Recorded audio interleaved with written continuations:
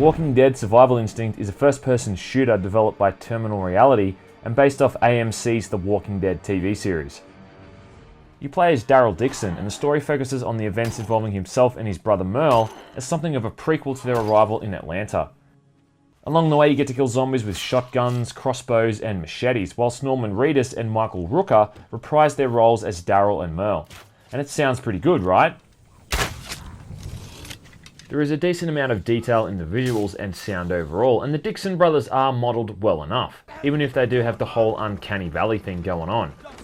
But sadly, Survival Instinct is a game that doesn't have so much of a lot of little things wrong with it, but more so one or two massive gaping problems that really affect the game fundamentally. It's called Survival Instinct for a reason, and that's just what you'll be doing, surviving. The game has Daryl driving across an entire state, and your major concern is keeping your car stocked with fuel, which you can find throughout levels.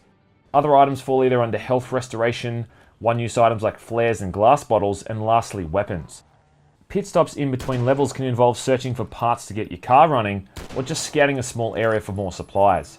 Like the comics, there's a huge emphasis on the noise from firearms, and you have to be very careful when using them, lest you alert herds of zombies to your presence.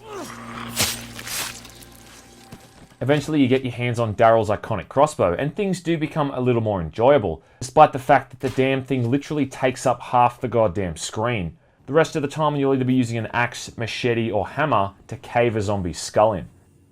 Throughout the game you can meet up with other survivors who'll tag along for the ride.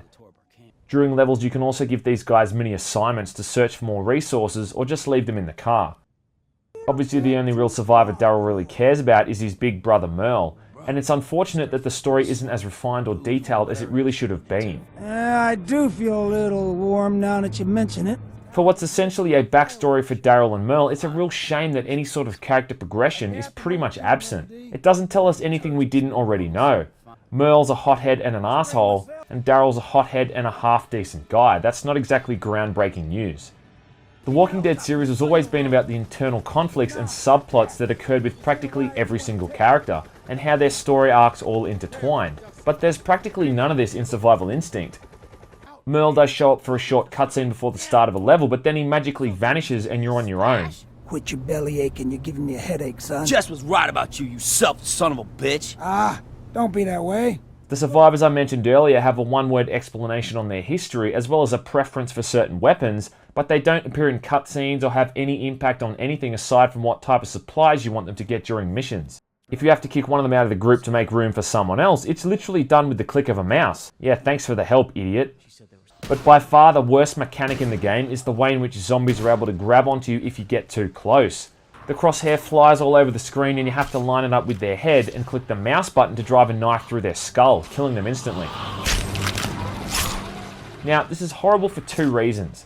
Firstly, if there's more than one zombie around and you get caught in this animation, as soon as you kill the first one, it just starts over as you get grabbed again. It pretty much loops until you kill all the zombies around you, or end up getting killed yourself. And quite often there can be more than a dozen at any one time, meaning you will just sit there braining zombies over and over and over. This is ignoring the fact that in reality you'd be ripped to shreds if even one of these things managed to get a hold of you. Bullseye. And secondly, this is horrible because it's just fucking disgusting. It makes me feel queasy. I've read all the comic books and seen every episode of the TV series, and I didn't really find any of that stuff too bad, but this just makes me sick to my stomach. Having the never-ending image of a decomposed, blood and entrail covered zombie's face filling up your screen, complete with its gurgled moans and Daryl's grunts of pain, is just too much for me. There's a little word called restraint that has to be used in these types of games, and it's something the developers should really look up because they lack it big time. I can't actually think of any other mechanic in a game in recent years that is worse than this one. In fact, it really is the single biggest problem with Survival Instinct on the whole. The sheer fact that someone thought it was a good idea is just beyond me, and it takes what would have been a fairly decent, albeit average game, to another level of crappiness.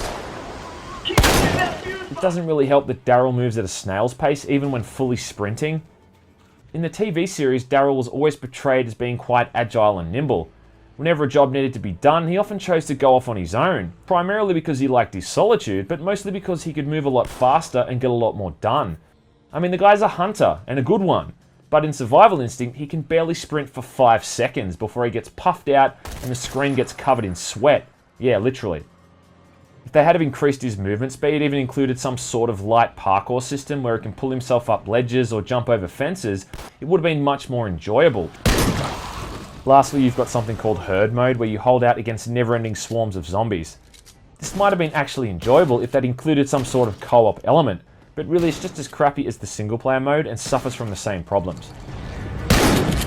It's obvious that Survival Instinct is a blatant attempt to cash in on the popularity of Daryl's character, and he is admittedly a pretty cool guy. Even when Norman Reedus puts a half-ass effort into the voice acting, you still can't help but like him. He's just that type of character. I believe is what the D&D players would call chaotic good. Let him go. But still, the only reason anyone would ultimately want to play this game is because, like me, they're a huge fan of the comics and TV series. And I guess it is kinda cool to get more of a backstory on the Dixon brothers, even if it is fairly weak and barely 4 hours in length. But if you're just keen on checking it out because you saw all the zombies and thought you'd be in for a good old time, then think again. If you want a game that does the franchise justice, then Telltale's effort is a much safer bet.